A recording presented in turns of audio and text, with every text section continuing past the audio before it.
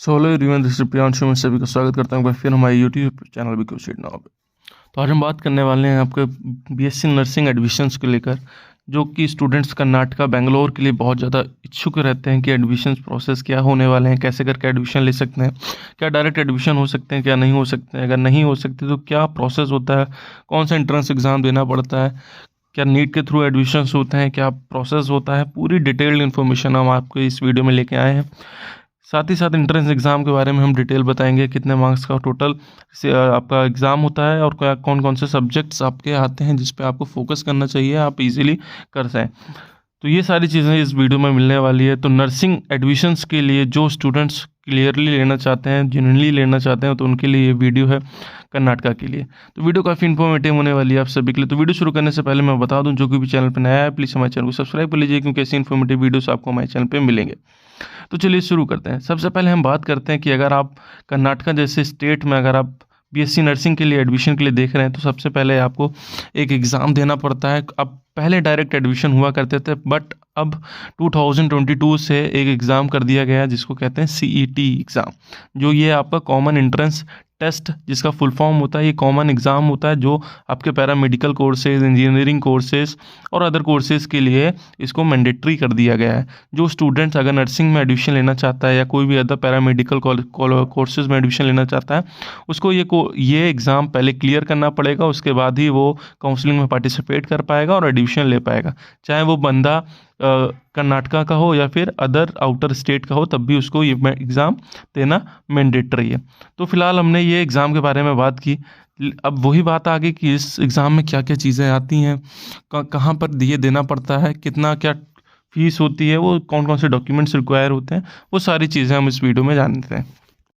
तो जैसे कि एंट्रेंस एग्ज़ाम है, इसको ऑल ओवर इंडिया के स्टूडेंट को जो भी पार्टिसिपेट करना चाहता है, कर्नाटका के कॉलेजेस में एडमिशन लेना चाहता है, उसको ये देना पड़ता है। साथ ही साथ अगर हम बात करते हैं कि इसकी टोटल जो क्वेश्चंस आते हैं या कौन कौन से सब्जेक्ट जिस पे आपको फोकस करना पड़ता है इस एग्ज़ाम के लिए, जैसे कि अगर आप पैरामेडिकल कोर्सेज़ के लिए जा रहे हैं तो फिर आपको PCB subjects, 3 subject physics, chemistry, bio के लिए आपको प्रिपरेशन करनी पड़ेगी। इन्हीं 3 सब्जेक्ट से आपके क्वेश्चंस आते हैं। टोटल 60 क्वेश्चन ईच सब्जेक्ट आते हैं, मतलब टोटल 180 क्वेश्चंस आपको आते हैं। और अगर अदर इंजीनियरिंग जैसे फील्ड के लिए आप जाते हैं तो उसके लिए आपको पीसीएम सब्जेक्ट्स के लिए तैयारी करनी पड़ती है, जिसमें 60 ईच क्वेश्चंस आते हैं। टोटल 180 क्वेश्चंस आते हैं। हर क्वेश्चन 1-1 मार्क्स का होता है, तो टोटल आपके 180 मार्क्स के क्वेश्चंस आते हैं, पेपर आता है। तो ये सारी चीज़ें मैंने आपको बता दी सीईटी एग्ज़ाम के बारे में। हालांकि इसकी एप्लीकेशन फॉर्म जो है वो आपकी 10 जनवरी में ही पब्लिश हो गई थी और इसकी लास्ट डेट 10 फेब थी, लेकिन इसकी डेट को एक्सटेंड कर दिया गया है, जो कि आपकी 20 फेब हो चुकी है। जो स्टूडेंट अभी तक जिन्होंने सीईटी का एग्ज़ाम फॉर्म नहीं, एप्लीकेशन फॉर्म नहीं भरा हुआ, तो वो जल्द से जल्द जाके तुरंत की तुरंत फॉर्म फिल आउट कर सकते हैं। और अगर मैं एग्ज़ाम डेट की इसके बारे में बात करता हूँ, तो इसकी एग्ज़ाम डेट आपकी 18 और 19 अप्रैल को की गई है, जिसको आपको करना पड़ेगा, देना पड़ेगा। तो ये सारी चीज़ें हैं जिसको आपको तुरंत के तुरंत करना पड़ेगा, क्योंकि आपकी जो कर्नाटका की वेबसाइट है, अगर ऑफिशियल वेबसाइट के बारे में जानते हैं तो उसकी ऑफिशियल वेबसाइट आप गूगल पे www.kear.nic.in 2024 लिखते हैं तो आपकी ऑफिशियल वेबसाइट आ जाती है। उसको आपको क्लिक करना, जो भी पहली वेबसाइट आती है। मैं फिर से रिपीट कर देता हूँ, KEA.KAR.NIC.in ये आपकी ऑफिशियल वेबसाइट है, जहाँ पर आपका कॉमन एंट्रेंस एग्ज़ाम का टेस्ट का आपको एप्लीकेशन फॉर्म भरना है। आउटर स्टेट के स्टूडेंट्स भी इसको भरेंगे और इनर स्टेट के स्टूडेंट, मतलब कर्नाटका स्टेट के जो डोमिसाइल स्टूडेंट्स हैं, उनको भी यही फॉर्म भरना है। अगर मैं इस फॉर्म के डिटेल्ड इन्फॉर्मेशन बात करता हूँ कि कौन कौन से डॉक्यूमेंट्स की रिक्वायरमेंट होगी, तो वो आपकी 10-12 की मार्कशीट हो गई आपकी। अगर आप 12th अपीयरिंग है तो भी कोई इशू नहीं है, आप भर सकते हैं फॉर्म को, कोई इशू नहीं आएगा, चाहे वो आउटर स्टेट का हो या इनर स्टेट का हो। फोटोग्राफ की अभी ज़रूरत पड़ेगी, सिग्नेचर की और आपकी लेफ्ट हैंड थंब इम्प्रेशन की बात। साथ ही साथ आपकी पासपोर्ट साइज़ फ़ोटोग्राफ, जैसे कि मैंने बताया, उसकी भी आपको ज़रूरत पड़ेगी। यह आपकी रिसेंट होनी चाहिए और कम से कम इसकी 3 से 4 फ़ोटो आप अपने पास रखिएगा, क्योंकि काउंसलिंग टाइम में ये आपकी मदद आने वाली है। और साथ ही साथ जो आप रजिस्ट्रेशन फॉर्म फिल आउट करेंगे उसकी भी 3 कॉपी आपको अपने पास रखनी है प्रूफ के लिए, क्योंकि आपको ये भी काउंसलिंग में इंपॉर्टेंट रोल प्ले करने वाली है। बाकी अदर डॉक्यूमेंट्स की भी रिक्वायरमेंट होगी, उसके आप जानने के लिए आप हमसे कांटेक्ट कर सकते हैं नीचे दिए गए नंबर पे।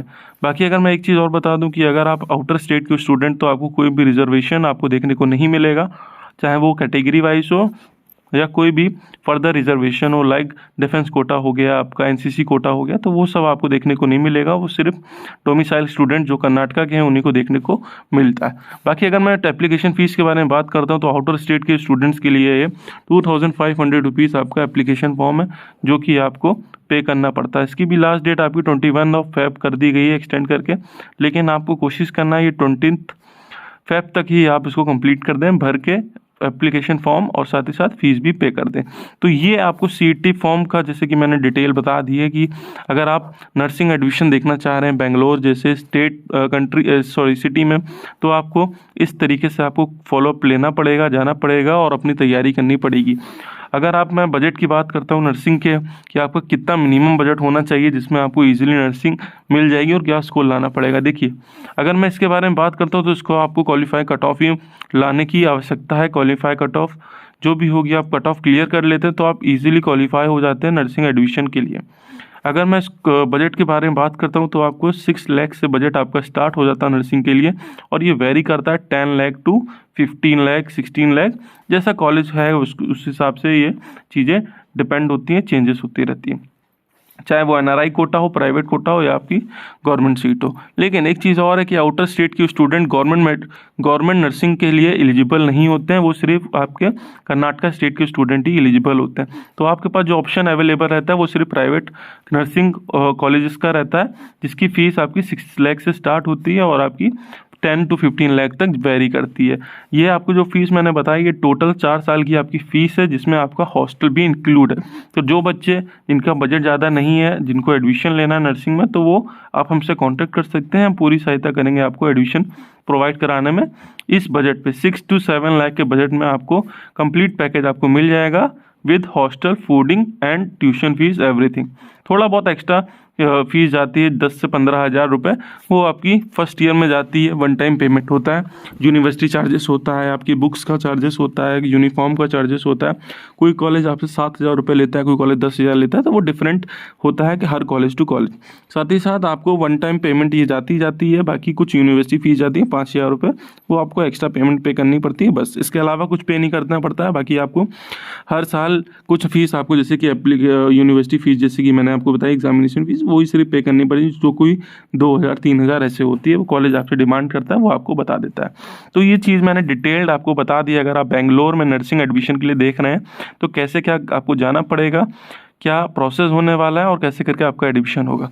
बाकी अगर हम प्रोसेस के बारे में बात करते हैं तो आपको जैसे बताया कि एग्ज़ाम देना पड़ेगा, काउंसलिंग करनी पड़ेगी और आपको एक कॉलेज अलॉट होता है। लेकिन अगर आपका बजट कम है और आपको एडमिशन लेना है नर्सिंग में, तो आप हमसे कांटेक्ट करिए, हम आपकी पूरी सहायता करेंगे।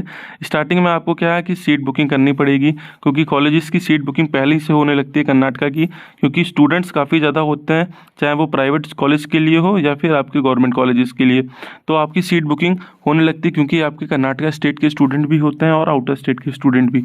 तो उस सीट बुकिंग के लिए आपको क्या करना है, 10,000 रुपीज़ आपको अमाउंट पे करना है हमको, ठीक है। और कॉलेज की आपको डिटेल्स दे दी जाएंगी, जो भी आप कॉलेज सिलेक्ट करेंगे उस पर्टिकुलर कॉलेज में आपकी सीट बुक कर दी जाएगी जैसे काउंसलिंग स्टार्ट होगी, और आपको कॉलेज अलॉट करवा दिया जाएगा। ये सारी चीज़ें हैं। उसके बाद आपको जो भी फीस है, सारी चीज़ें आपको कॉलेज में अकाउंट में ही पे करनी है, कोई भी हमको एक्स्ट्रा चार्जेस नहीं देना है। जो भी है आपको स्टार्टिंग में 10,000 ही आपको पे करना होता है, कोई भी फर्दर चार्जेस हम आपसे अप्लाई नहीं करते हैं। तो ये हमारी चीज़ें हैं जो कि हमने डिटेल इन्फॉर्मेशन बता दी आपकी बीएससी नर्सिंग को लेकर, जो कि आप कर्नाटका, बेंगलोर जैसे स्टेट के सिटी में आप ले सकते हैं। तो आज की इस वीडियो में बस इतना ही। होप करता हूँ वीडियो इन्फॉर्मेटिव रही है। बाकी अगर कोई भी डाउट हो तो नीचे डिस्क्रिप्शन में लिंक दिया हुआ है व्हाट्सएप का, आप हमसे कांटेक्ट कर सकते हैं, हम आपकी पूरी सहायता करेंगे एडमिशन प्रोवाइड कराने में। धन्यवाद।